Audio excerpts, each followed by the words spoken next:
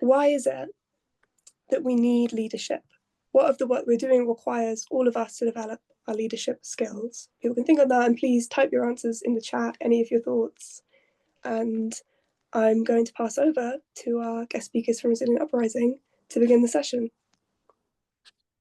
Fantastic. Thank you so much, Olive. Thank you, Arthur. Thank you, everyone, for taking the time to be here. It's really an honor to be able to be part and join the effort that you're doing with this training series. This is really good. Where the situation that we're in is beyond dire for sure. Everything that is going on so many fronts, and so again, really thank you for facing that and then really moving forward with how we can kind of create the transformation and the revolution that we need. So the learning goals for this little time we have together is being able to speak about values, which are really like foundational to any group, whether we are knowing that or not, or explicit have a conscious relationship to it. We're going to reflect on leadership and how we can each contribute to having a leaderful movement, or where lots of people are taking on that responsibility. We'll look at different leadership styles and also different roles, different leadership roles we need in teams at different states of a project. And we'll also more personally share where we're at and our experiences in 2 breakout rooms that we're going to have. So the structure for the session is we have done some of the welcoming. I will shortly hand over to Beatrice, and we'll introduce an exercise and go into breakout rooms. And then we'll look at what is this craft and leadership, and how can we kind of what are the relevant examples of other organizations, and how can we work on this in a good way. And then Beatrice is going to explore more leadership specifically, and a tradition that has been very kind of many people have been using, and go into different leadership styles. And then with all our sessions, this is just an opening of a theme. So there are many deepening pathways you can all take. And hopefully we'll be having more sessions with you all, maybe in the autumn, so we can continue this. All right, so we've already covered all of this, so no need to do that again. So I'll hand over to you, Beatrice. Yeah, thank you everyone, and thank you for being here. Yeah, the first breakout room is dedicated to share your story. So you will be in couples and have 7 minutes in total. So each person has 2 minutes to share her story, his story. And then you have 3 minutes left to reflect and discuss together. I don't think that you need someone facilitating, but keep the time for the person that is speaking, so you can stay in the 2 minutes. And yeah, the request is to share your story, and especially what brought you here in terms of emotions that you felt, or the values that motivated you, and the principles that are guiding you today. So really feel on what is rooting you in what you're doing at the moment. My grandmother's sister was an incredible person, and I think I have a lot of kind of where I'm drawing inspiration and where I'm kind of role modeling what's possible in the world came from her. So she was I just remember visiting her, and she was just really kind of lovingly present. And she was a nun from she was like 16 until she died when she was 93. So she showed me, before I had the concept of kind of care or relationships or authenticity or whatever, she showed me what was possible. And it was only a couple of years ago when I kind of started digging back to like, why do I care? Why do I care? And then that I kind of rediscovered kind of that, and that's been really beautiful to kind of carry with me. So as I was growing up, I was questioning a lot of things like why are we striving for ideals that isn't really making anybody happy? Why are we striving for the right material wealth, the right partner, the right sex life, the right education, all the right those things, when the people who have loads of them are really dysfunctional, and maybe they're the most dysfunctional people on earth, the people who have loads of all of those things. So I started questioning things. And that led me into kind of meditation and discovering and grounding myself in something more than the kind of material. And eventually, I came across Extinction Rebellion in 2019 through a friend. And then I started listening to Roger, who is what I really like about Roger, who is, as you know, one of the co-founders of XR and a key founder of the A22 network, which Just Stop Oil and Youth Demand is a part of. That he shares openly about his assumptions and about leadership, about different things, where you can kind of test those assumptions. And he's been really doing a lot of interesting stuff.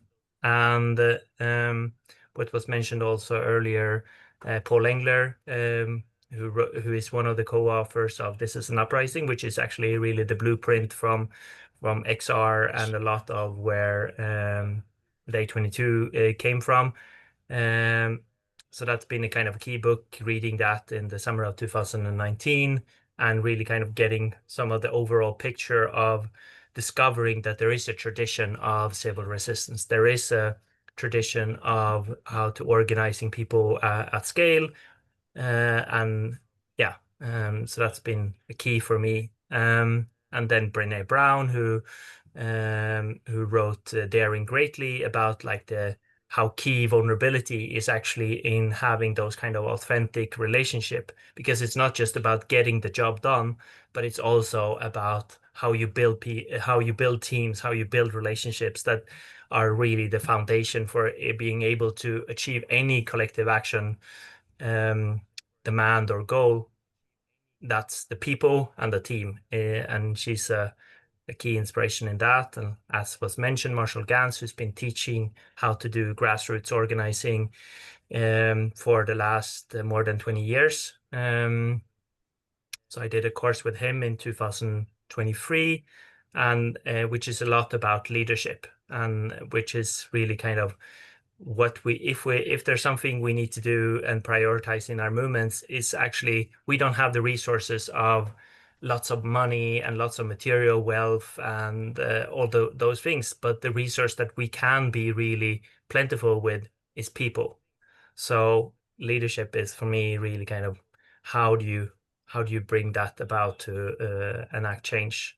Harry Hahn, which is a really cool researcher who wrote, among other things, How Organizations Develop Activists, is also, if anybody wants to some good reads for this summer, then her reading, her writings, which she's done a lot with Marshall Gans, is really something I would recommend.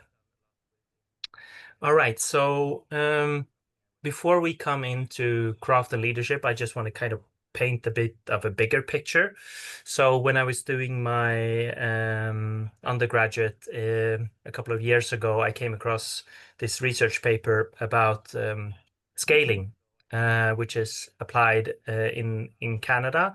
And there was some research that was done over, some of the interviews are like from more than 10 about 10 to 15 years, where they were there was a funder who was funding lots of different social innovation projects in Canada.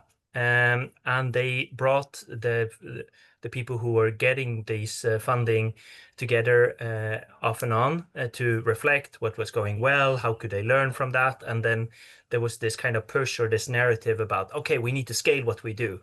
We need to kind of grow what we do. We need to have more of what we do to achieve that impact. And what they discovered is that there are different forms of scaling. Scaling is not a singular thing. And usually what we mean when we say scaling is usually we want to scale out.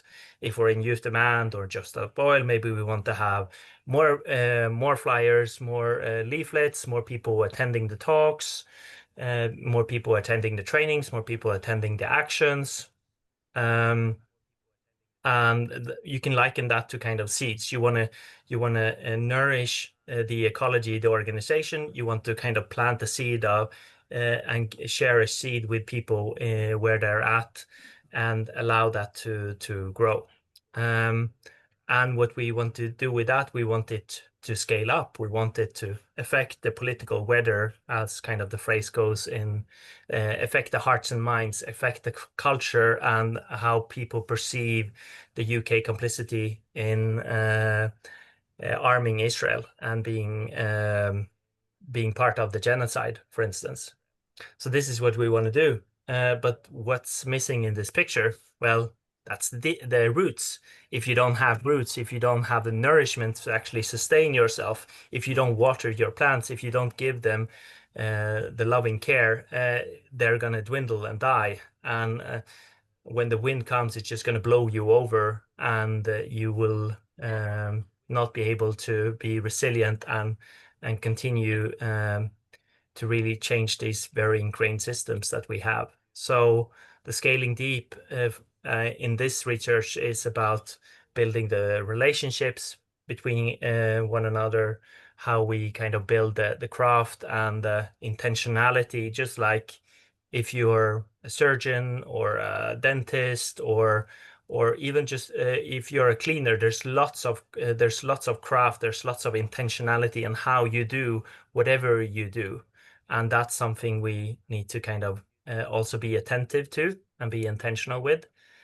And also maybe the last point is kind of we are not here in a vacuum. We are because people since the French Revolution have been, and much before that, if you want to take it further to ancient Greek and in other parts of the world, there's been a long tradition of enacting a more fair and just world.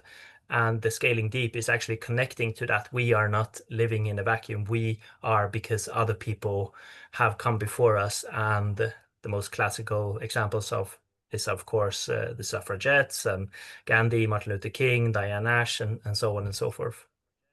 So scaling deep is how we invest in building those relationships. It's as much as about like, why are we doing it and how can we do it? How do you hand out the leaflets? How do you give the trainings? How do you do the action design? How do you create the nonviolent direct action course? Not just kind of doing the training and giving out the leaflets. So how I see it is kind of, it's about nourishing an internal culture of the relationships, the connection and trust, the intentionality and critical reflection, and having intentional leadership, that we're not just doing things haphazard, but we're like, what is it that we want to achieve when we're going to go into this action phase or this action or doing this training or putting on this talk? What are we attempting to do? And then reviewing that afterwards. So now I've spoken for some minutes, but I'd love to so the main method that we're going to use is people writing in the chat. So we would love as many people as possible to get on their keyboard and write down what are the associations or activities that comes when you hear about this scaling deep. And in that way we can hear from many people in a quite good way. So, so yeah, hearing from old friends.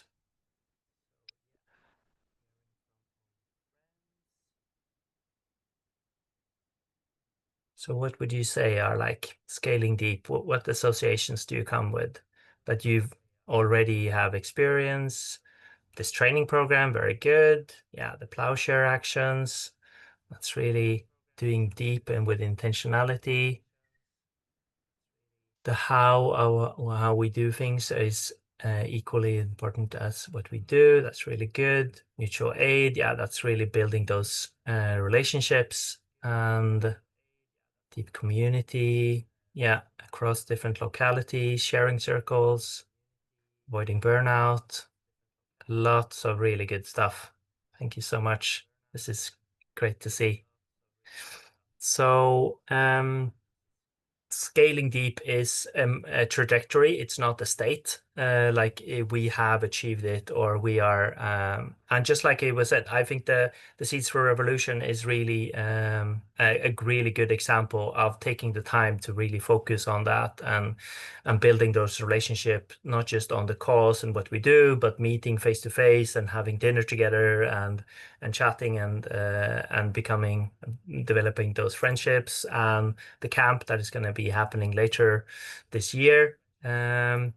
And to my understanding also, like the CASP is a really good part of that. So it's not just what you host within your own organizations, but other organizations that really kind of take care and support people in different stages in their pathway. Defend Our Juries are doing a lot of good work. And in the US, there's something now emerging called the Climate Resistance Incubator, which Paul Engler, Ivan Marovic, and other people who are part of the incubator that inspired XR&A22, they're doing, for instance, like a network of coaches. That's a key setup in their organization. And then we have other things like in the Netherlands, we have the Sering, which is a weekly community meal setup, which is just low cost. People who are into working for a fair and just society, whether they're in like community organizing or different forms where you can come together, you get to know each other. You're not just in your silo, you're meeting around the meal, you're making connections, you're hearing what's happening in people's lives. So that's a really good way also. And then lastly, the organizations that really does this a lot and does it well are usually the religious organizations. Like I was part of a Buddhist community for a long time, and I'm still am in a certain sense, and where there is that kind of lifelong commitment. It's not just about kind of setting up retreats, but it's actually getting to know each other and really supporting each other and really doing that over a longer period of time. So to kind of put it together, scaling deep happens when and reiterating when we really nourish those internal cultures. That is not just about the kind of the action, the output, but also those relationships, that intentionality, and creating leadership. So now we're moving over into craft and leadership in nonviolent resistance. And this is a great quote that Beatrice contributed with, which is, there is a source of power in each of us that we don't recognize until we take responsibility. And I'm sure I had it, and I think many people in this call, or I can just speak for myself. Before I became involved in Extinction Rebellion, I thought like politics was something you do. Either you do it at the ballot box, or it's really hard and you need to go through all the party politics, or you need to organize people, and it seems really hard and it's really far away.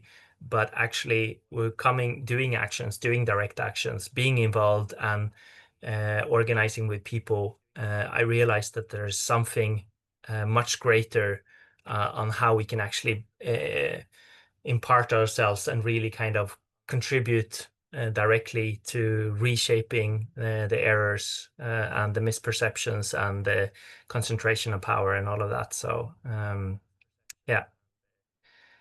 So coming into craft. So I would love again in the chat what associations comes up for you. What is craft or deliberate practice? love to hear any associations in the chat. What you think about it, or any experiences. Intentionally honing and building skill over time. Continuous learning, that's great. Thank you so much. Yeah, being informed by research, not just your own experience, but the experience of others. Developing capacities to create beauty. Beautiful, beautiful. Paying attention to the process, not unconscious action, meaningful conversation. Yeah, iterative, reflective. Really, really good. Thank you so much, everyone, for joining in. So exactly, this is what my definition is also, or the main elements is that intentional practice, or deliberately choosing to improve through practice. Before you do an action, like, okay, what are we, or an activity, what is it that we're wanting to achieve here? And then afterwards, you can speak with the people who were there or your team, like, okay, we said we wanted to achieve this. How did it go? These people showed up instead of these people. That happened instead of that. And to be able to kind of iterate or reflect and improve is really a key part. So what's the benefits of holding craft or having a focus on that? Any thoughts? Please, again, in the chat. Love to hear what you think.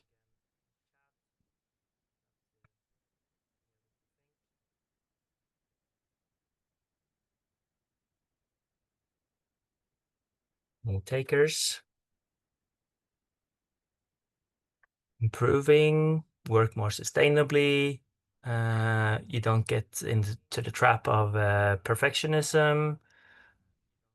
It helps teams who are share ideas and approaches. You get more consistent without burnout. All really, really good. Thank you so much for everyone. So, and then if we flip it, what happens when we don't, in our organizations, when we don't give enough sufficient room to holding craft or scaling deep, when we don't prioritize those relationships, when we don't build leadership, we don't, what happens then? And some of it is already in the chat: the burnout, conflict, fragile, makes lots of mistake, people stop participating, people flame out, breakage, loss of confidence. Exactly. Good. Thank you so much, everyone. That's great. So moving into leadership. So now we kind of covered craft. So why are we here? What are the kind of big societal transformations do you personally want to achieve? Why are you using a Wednesday when it's potentially quite nice to be outside in this room, in on Zoom? Why? What is it that you want to see happen in your lifetime?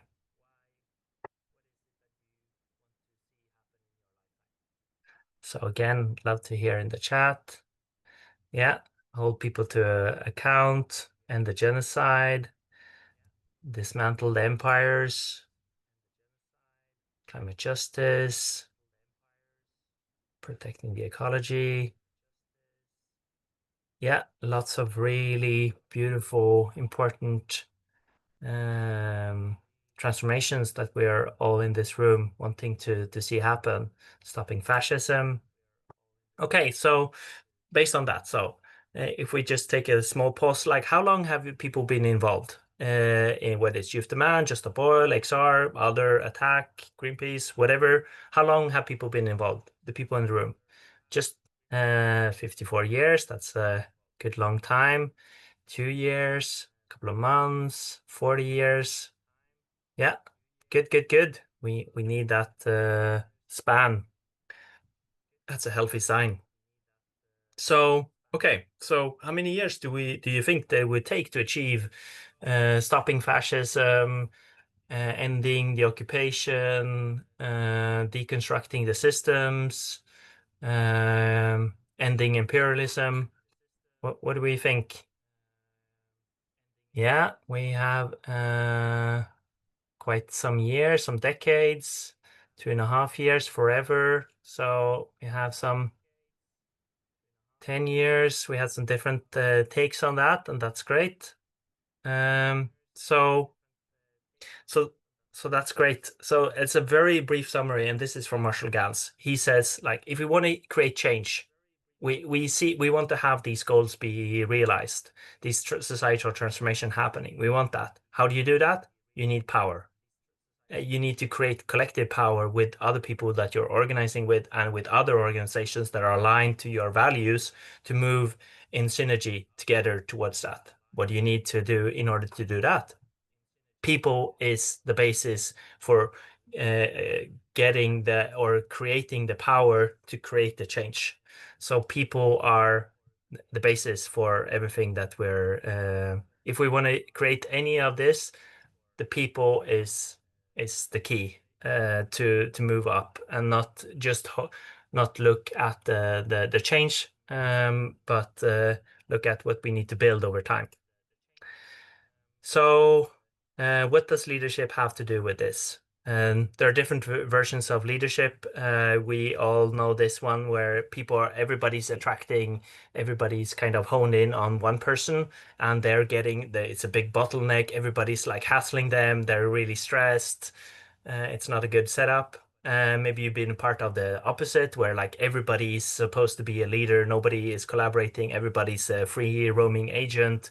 We're horizontal, nobody can take a decision on over of the group. And then we have the answer that this tradition of like Marshall Gans and other people in the Leading Change Network, which is how can we have people where there's clear accountable leadership and we can grow good teams.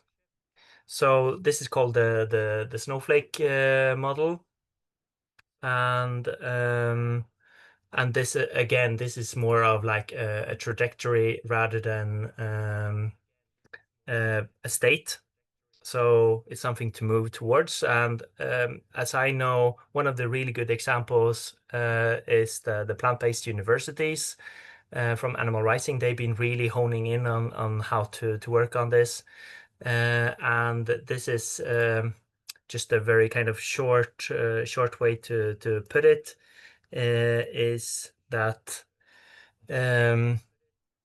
distributed leadership, or this using this kind of snowflake model, means an organization that aims to have many leaders, not just a few people in a core team, on many different levels and different aspects of the organization, that trains and accompanies them, which really values building teams and pays attention to what are the conditions that we need to do in order to make teams more effective and work well together. So one of the people who co-founded Animal Rising, Dan Kidby, he spoke about that the people who are coordinating, maybe they're doing the coordinating the leaflets or the talks or the actions or whatever.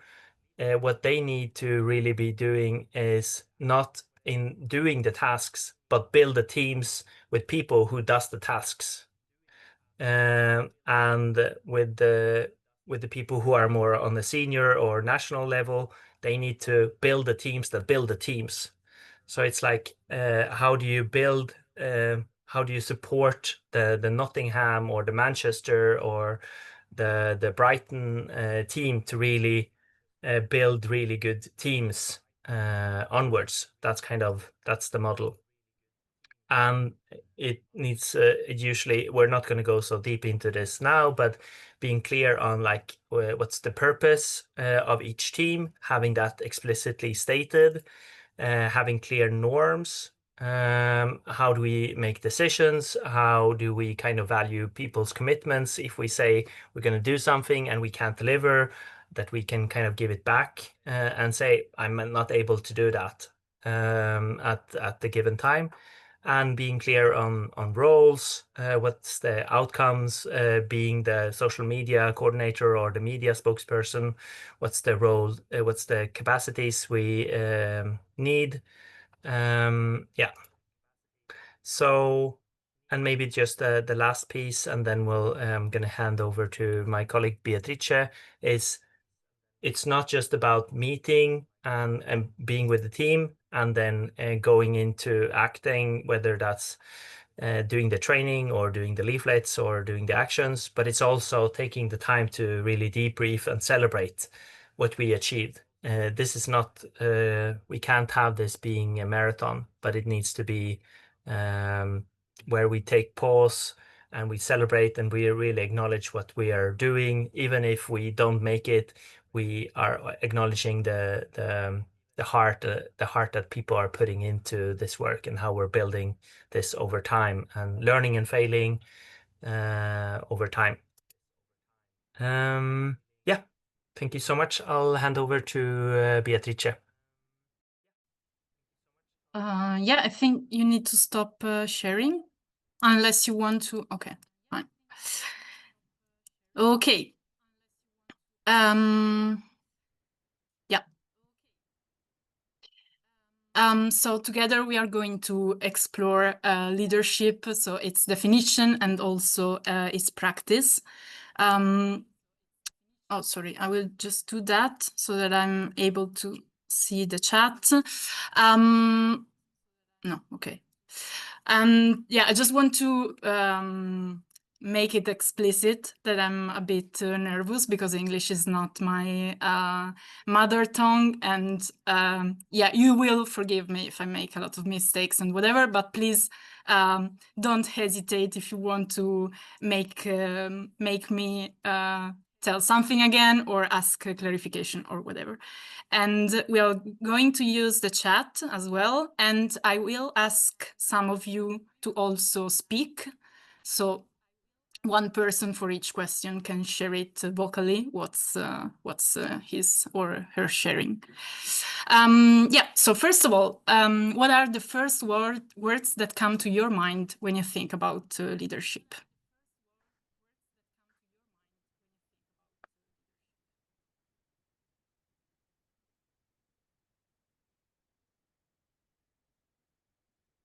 Okay, direction.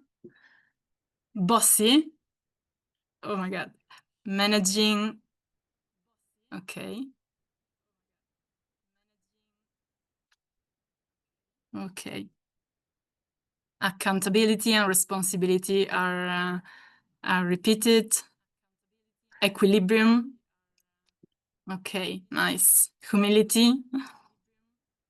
Okay. And if you think about negative experience that you had with leaders, what words come to your mind and how would you define your experience?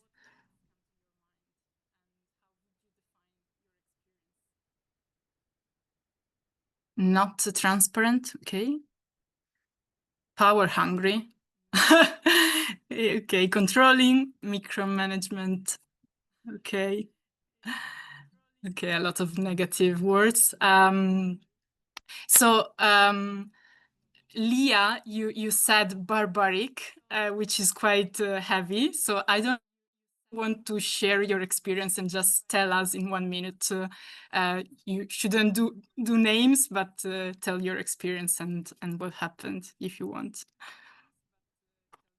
No, to be fair, I was kind of going off what the rest of the group was saying, and I was thinking about not necessarily like leaders in proximity to us, but like leaders of countries. So then you kind of see this is like, on a massive scale, people who are like, I like the words in the chat, like power hungry and ego. But when kind of people with yeah, and it for the wrong reasons have such great power, you end up with a lot of barbaric behavior. So that's where I was coming from, really. Thank you. Yeah, really bad experience. And now, if you think about your positive experience, how you would describe it? Okay, inspiration, compromise, empathy, clarity, trust. Okay. Lots of people said inspiration and yeah, inspired. Yeah, Joshua, would you tell us how was it for you to have a leader which inspired you? I think for me, it was someone who was able to really put into practice what they said, not just saying nice words, but then out of integrity, but actually really walked the talk around supporting and promoting the leadership of people in the street community. That really stands out for me. Great, thank you. Okay, yeah, I will take a quote from Marshall Ganz again, and Jesper already spoke about him. For those who don't know him, he was active in the civil rights movement, and then he joined Cesar Chavez in California with the farm workers movement. And then he's currently teaching community organizing at the Harvard University, and he helped organized the volunteer and mobilization system for the Obama campaign. And what Marshall says about leadership is accepting the responsibility for enabling others to achieve shared purpose under conditions of uncertainty. And I think it's a really clear quote and a really essential sentence. And it tells a lot about leadership, or at least the good one. So first of all, it's important to clarify that leadership is a practice, and it's something that can be learned. So it's not a position, it's not a given, it's not a genetic condition. And then it's something that means taking responsibility. So as someone said in the chat, bad leaders maybe just want to have power, or they want to have power over people, or they want their ego to be satisfied. But leadership is accepting the responsibility. So it's also accepting the sacrifice, which is connected to that. And it's not about gaining privilege. Most of the times you're not privileged as a leader, or you're, yeah, it depends, but it's not your focus.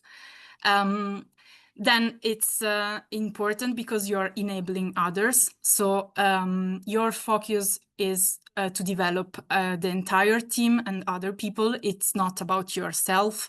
And the goal is a collective one. So you're not following your personal interests, but you're trying to to reach the collective good, or at least the one of your group, of your movement.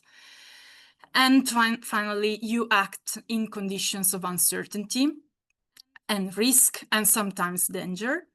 And it's really important, because I think that it's always easy to be a leader when everything goes well, or when your movement is successful, but it's in conditions of uncertainty and risks and danger that real leaders emerge, which does not mean that they have all the answers. So again, being a leader is not being God, or being, the genius that have all the answers, but it's more accepting the responsibility to make decision, and then also asking your group, other people, mentors or whatever, to really help you in finding the good solution and the answer to your challenge. Okay, now I ask you to share in the chat some name of leaders that come to your mind.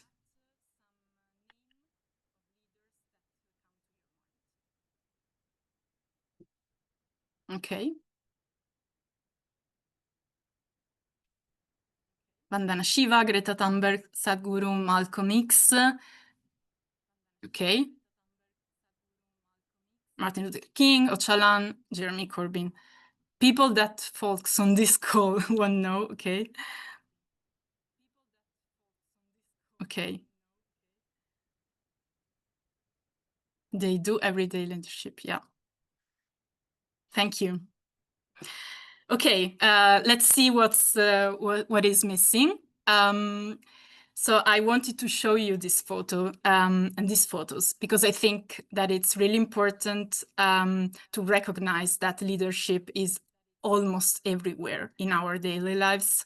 And if you Google the word leader, the first results are only white men in suits in their offices. And of course, I don't want to,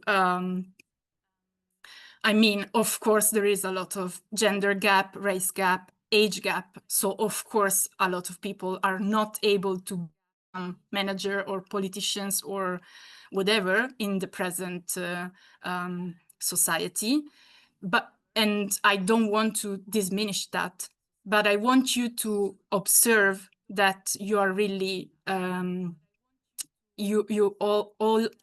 everyone has a lot of leadership in your daily lives. So it can be the friend that organizes the trips for everybody, or it can be the coach for volleyball, or the doctor at the hospital, or the grandmother in the family. And I think that if we think about good leaders and our good experience with leadership, it's really easier to think about someone which is close to you.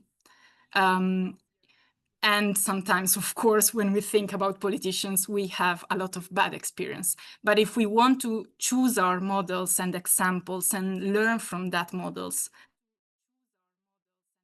observe other people in their everyday life. And I think that we will have a lot to learn. Okay, then I will ask you to think about a moment where you feel that you have taken leadership and you felt that you were really yourself. You will have 1 minute in silence, and you don't necessarily write it in the chat because you will have breakout rooms at the end of this session to share it with other people. So just take this moment for yourself to reflect.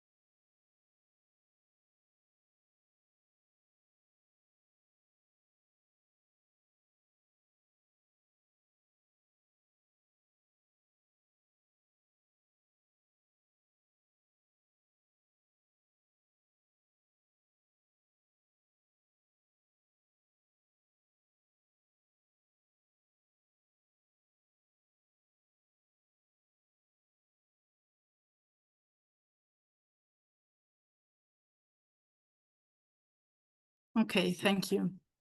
And now I want to share my story a bit. So I think that in my life I had never thought to be a leader, and definitely I was not that kind of person. In XR and then in the leaders, like the people that were the conventional type of leaders. So the charismatic one, the extrovert, and, you know, I really felt that I wanted to help them because I could never be that kind of person, but I really wanted to help them guide and lead the collective project. And then I think that over time I realized that my help was not a passive one, and that I'm actively contributing to the project, and I really reached a kind of leadership role. And I'm recognized as a leader in my organization, despite it's always difficult to think about myself as a leader. And I think that over time it was really helpful to learn how to do it in the everyday life. So having tips from people that had experience, or listening to advice, or thinking about my habits and how I could change them, and also receiving feedbacks and giving feedbacks as well. So yeah, I think that I learned a lot. And then I think that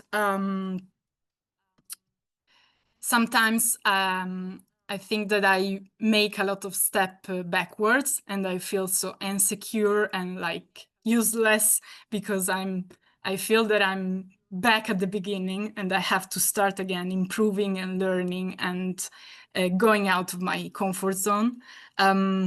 But I think that it's kind of normal or physiological, and I'm trying to accept it to a certain extent.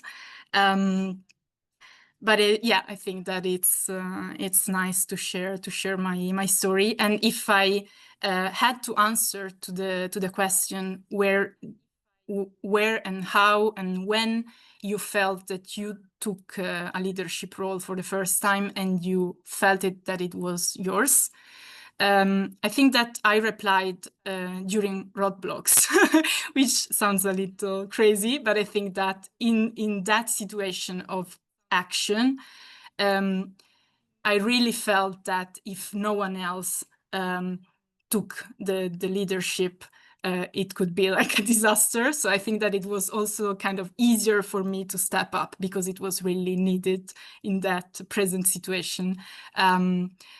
Yeah. And then I was also satisfied to do it, of course. Okay. So what I want to transmit you with my story and the quote from Marshall is that, yeah, most of the leadership can be learned. Of course, you cannot become someone totally different from your personality and character, but a lot of habits and behaviors and attitudes can be learned over time with coaching experience and discussion with other leaders and with other people and so on. And I think that it's really important to identify your own leadership and how you can embrace your own leadership, because we cannot be that person that we want to be. And it's important to recognize the role and the contribution that we can give to the project.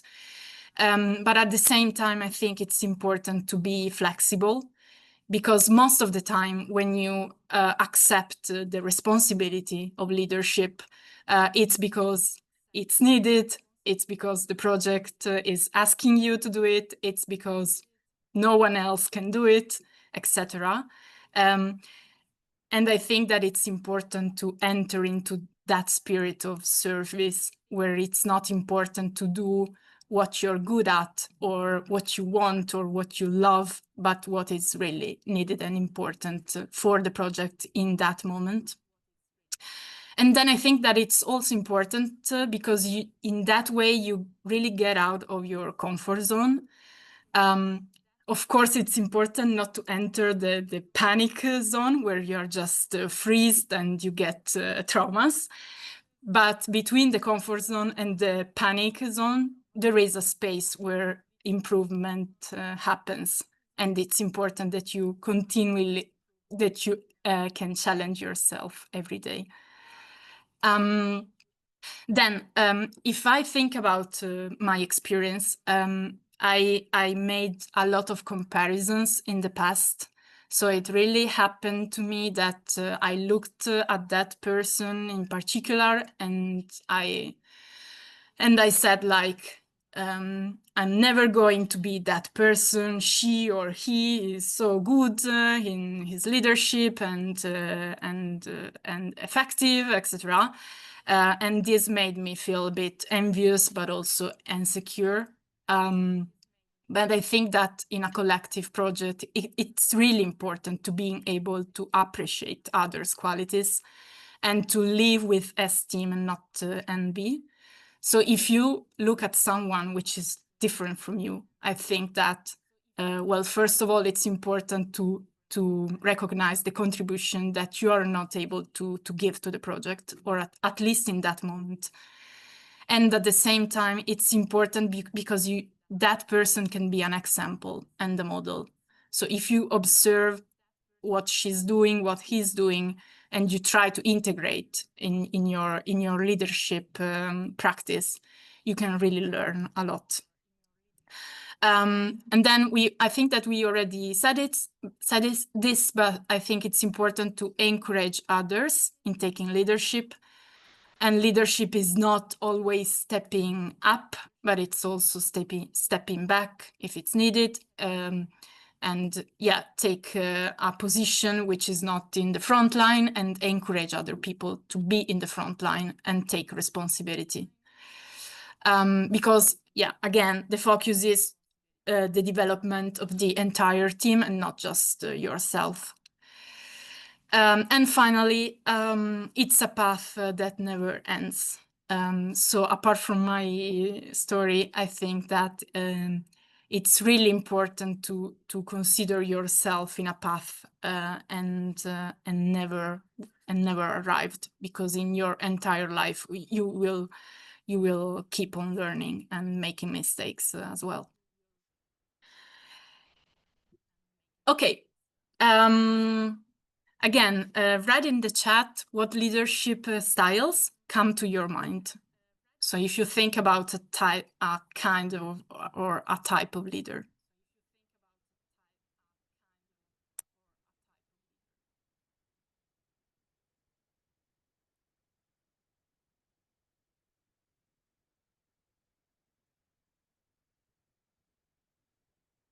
Facilitative, dictatorial, okay.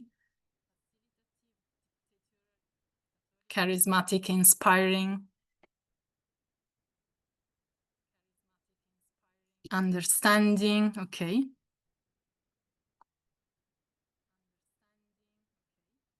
Empathetic, yeah.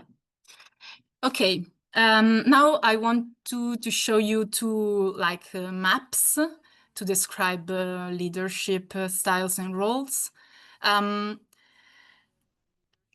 And please consider them as maps and tools. So they are not scientific classification of different leadership types.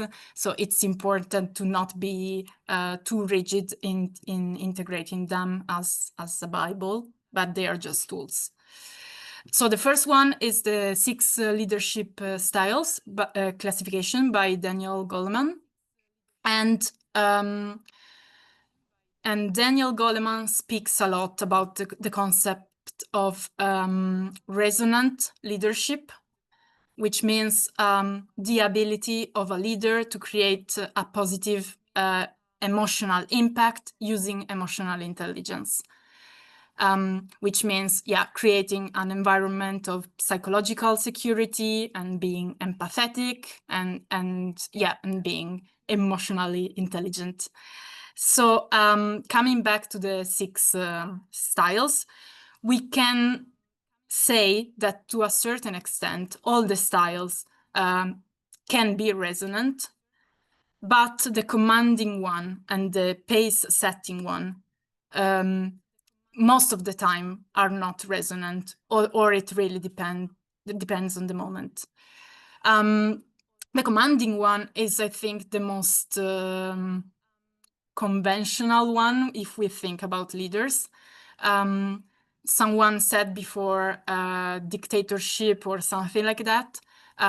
So the commanding leader is someone which is really directive and authoritarian. And he's really focused on telling people what to do, giving roles and rules and goals, and making people realize that goals for an external motivation. What can create these styles is an environment where people can feel machines, or they can feel disrespected, or they cannot feel an internal motivation, so they go in burnout and leave the project, etc. But I don't think that we need to look at it as always bad, because in certain conditions, it can be really helpful, because in that case, the leader can make decisions really quickly, and we don't need a lot of time, etc. So it can be useful in certain circumstances. And then the opposite one is the pace-setting leadership. And in that case, the leader is really focused on performance and results. And the leader acts as a model for others to follow. Again, it cannot be resonant, and people again can feel not motivated and disrespected, and they don't feel empowerment, because the leader is doing everything by himself or herself. But again, I think it's important in certain a context. For example, when you are starting a new project or a new model, and the leader wants to test it personally, maybe he's leaving or she's leaving a bit other people behind, but it's just a moment, and it can be really useful sometimes. Then we have two styles which are quite similar, the affiliative and the democratic one. The affiliative is really focused on growing personal relationships and bonds. So the leader has in mind the good, the feeling good attitude of the group, and yeah, the focus is really on harmony rather than results.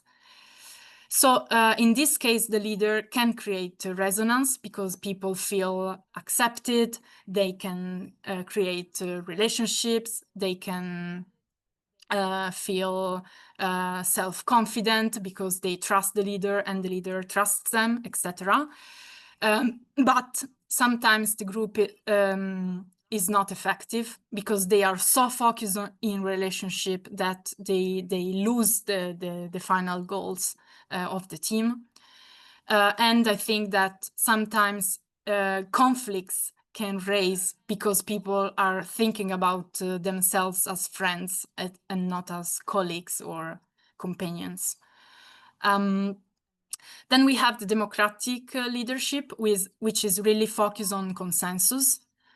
So that leader is always taking decisions with team members, asks a lot of feedbacks, consults a lot to the team. So the leader creates resonance because the people feel listened, part of the decision, so they can be motivated because they see themselves in the project and in the decision.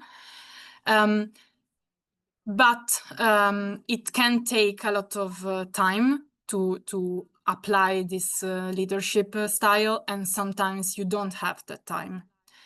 And I think that another problem is in this type is that sometimes democratic leaders have this behavior because they are not accepting responsibility. So their way of being democratic is just to give the team the final responsibility of the decisions because they are not ready to accept that risk in their shoulders. And finally, we have the visionary and the coaching. The visionary leader is really focused on the long term and is able to inspire and motivate the people and the team members, because they're always really focused on the long term. So they are motivated because they always think about the final reasons why they joined that project. And they are really connected to values, etc. But the risk is that they lose the short-term visions, and the leader maybe is not able to guide the group in the first steps of a project. And finally, we have the coaching leader, which is really focused on developing team members, and maybe to make them become coaches in the future, so that they can train new people, etc. And this leadership style is really effective, but it's really time consuming, again, because you need a lot of energy to be this kind of leader. You need skills, of course, because you need experience and skills to be that kind of leader. And finally, you need a group that is really motivated in improving and growing, etc. And if you don't have that kind of team, you can feel a bit frustrated and go in burnout and maybe leave your role because you're not getting any results. So what Goleman says is that we should use as many of these styles as possible, depending on the context. So there is no one type which is good and no one which is bad. And and then we are all experiencing a different leadership styles as leader. So sometimes I think that I'm really the pace setting kind of leader, for example, and in other teams or in other contexts, I'm more the visionary, for example. So it really depends on me, on what I'm living in that period, but also what the team is like.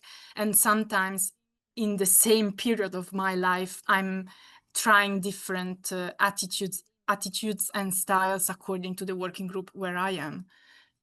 So it's really important to being able to experience every style. Okay, then I will just give you another compass, which is more focused on the collective role and the difference between different leadership roles in the same group or in the same organization. Like a compass, it has east, south, north, and west, etc. So I will start with east, which is the most stereotype leader that we can think about. So it's the kind of leadership that has the vision, it has the overview of the project, and is really focused on innovation. So that kind of leader always think about what is missing, how we can improve, what can we do in the future, etc. Then we have the south, which is the fire, so the energy type of leader, and is the person that welcomes new people or make old people feel accepted, and brings a lot of energy in the entire project.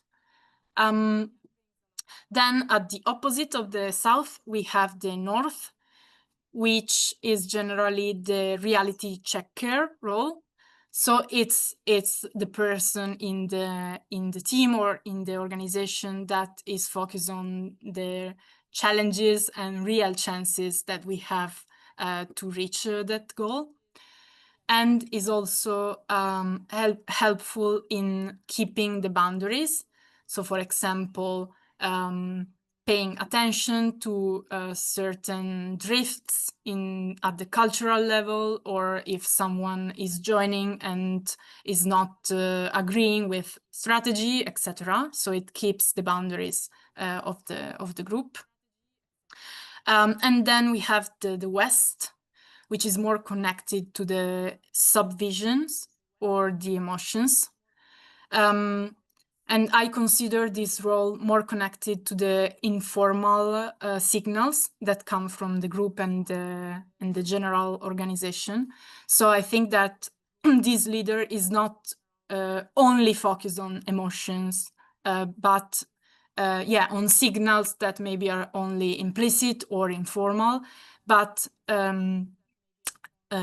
they are signals that if you don't pay attention on, or you don't care about can become really huge and non-linear. So if someone is really focused on that, it's really important to adjust the strategy or some decisions and really integrate and accept the feedbacks that are coming from the group. And finally, we have the center or the messengers. So people that are focused on the information flow and they help connecting different parts of the organization or the group and are really helpful in spreading information. Also maybe with other groups and organizations. Thanks so much. Yeah, I'm not going to ask for a round of applause, but I guess can we see like the little hand clap emojis or something like that for Jesper and Beatrice? Yeah, thank you so much, guys, for this. Super engaging, brilliant stuff. And hopefully it can encourage everyone to either develop those styles of leadership that they never thought they could, or to step into a leadership role altogether. That's part of the aim of this, is that we want that leaderful movement, as we were saying with the snowflake model. It needs all of us to step up, basically, if we're serious about this revolution, which we are. One way or another, we will all be leading in some form. So in terms of, it's not over yet though, as we were also saying, it's a it's a constant process. It's a never-ending journey. So we have some next steps, which I'm just going to share now. Hopefully everyone can see that. So yeah, first of all, the next session in the, just going to make it full screen.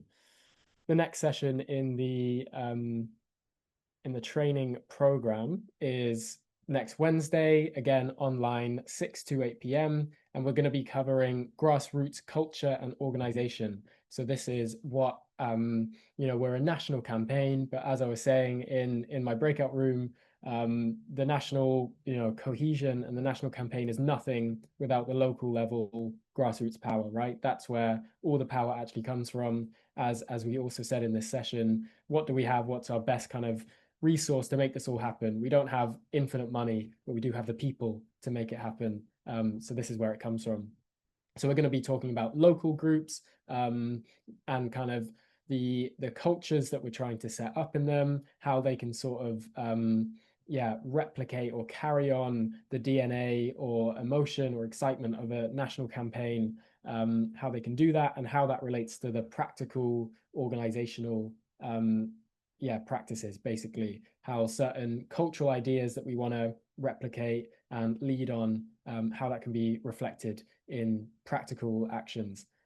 So that's going to be getting a bit more into the practical side, but more in depth into how we make this stuff happen, how we develop those people.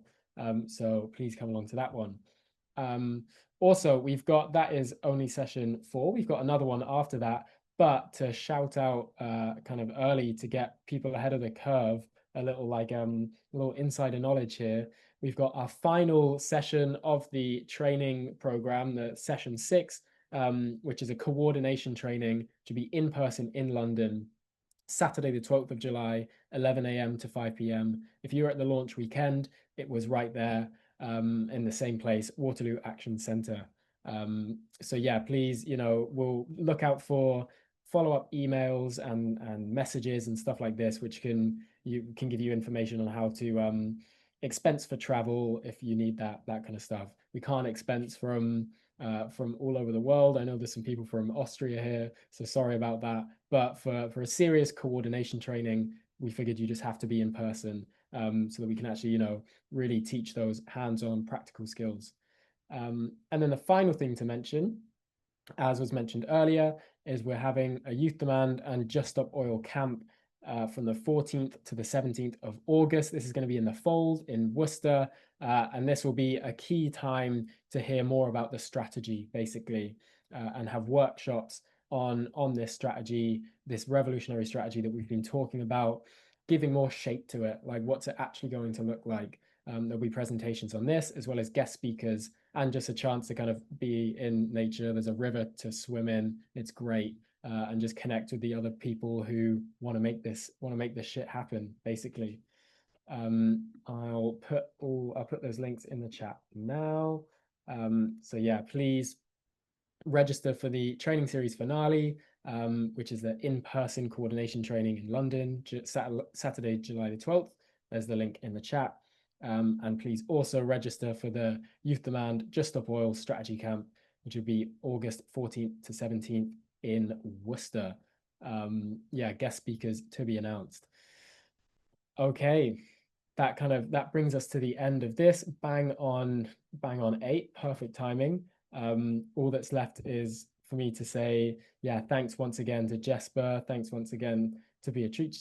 Thanks to everyone for coming. This is how we make this happen, right? Through these kind of, connecting to what our responsibility is, how we can actually lead on these things, and yeah, what we need to do to make this happen. See you next week again online for that grassroots culture and organization session. Otherwise, I'll invite everyone to unmute and say goodbye, and I can stay on to answer any questions.